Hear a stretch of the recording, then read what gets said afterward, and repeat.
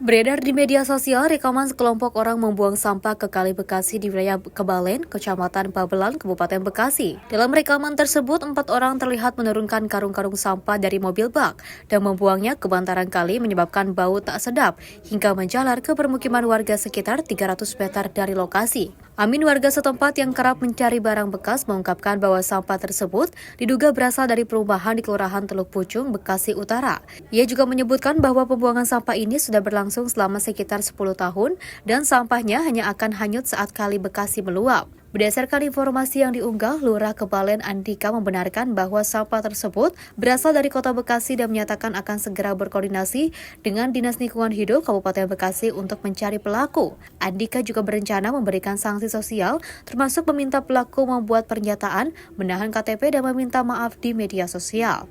Tim redaksi Simpo TV melaporkan.